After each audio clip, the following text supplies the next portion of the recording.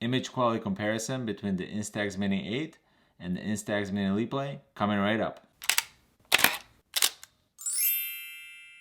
Hi, I'm Matej and welcome to my channel. Let me first quickly introduce the cameras. The Instax Mini 8 or 9 is a classic analog camera. That means the light travels straight onto the film and then the film comes out to be developed. The Instax Mini LiPlay is a hybrid camera. That means it takes a digital picture and then it prints it out from the camera. The Instax Mini LiPlay also allows you to print pictures from your smartphone. To test the image quality of these two cameras, I took pictures of 4 typical scenes. First one is landscape, an outdoor portrait, indoor portrait, and a selfie. For all 4 scenes, I took pictures with the Instax Mini 8, the Instax Mini LiPlay, and then I also took a picture with my iPhone and printed with the Instax Mini LiPlay. The Instax Mini LiPlay has a wider lens than the Instax Mini 8, so to correct for this, I zoomed on the pictures printed by the Instax Mini LiPlay. Here's the picture captured by the Instax Mini LiPlay, and here is 1-step zoom, 2, 3. Here's the landscape comparison.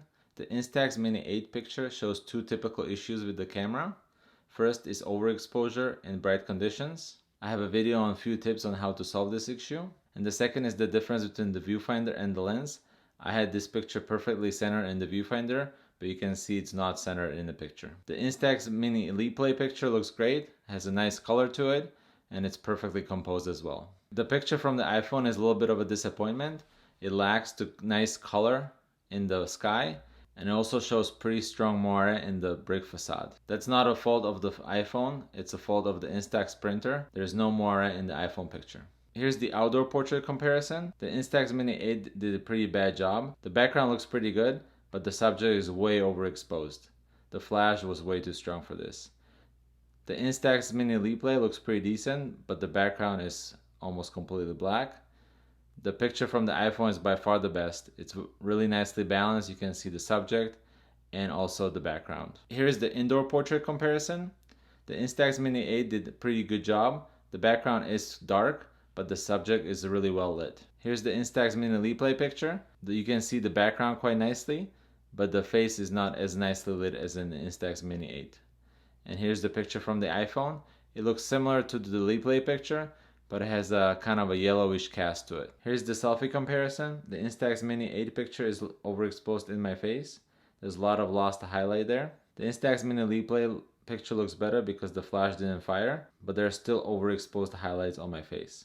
I would say the picture from the iPhone looks the best because there's most detail retained in my face. So in conclusion, I would say the Instax Mini LiPlay wins on picture quality over the Instax Mini 8. What really surprised me is that I thought the pictures taken with the iPhone and then printed with the Instax Mini LiPlay would totally crush anything from these cameras alone, but that wasn't the case. So it seems that the printer in the Instax Mini LiPlay isn't optimized to really take advantage of the high quality pictures from the iPhone. So does it mean that Instax Mini 8 or 9 are dead?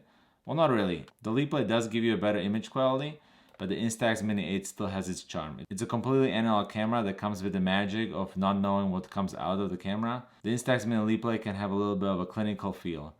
You see exactly what's going to come out on the picture on the back of the LCD, and it makes it not all that different than taking pictures with your smartphone. So I think the Instax Mini 8 still has its place in the market, and I think it'll still remain to be a popular camera.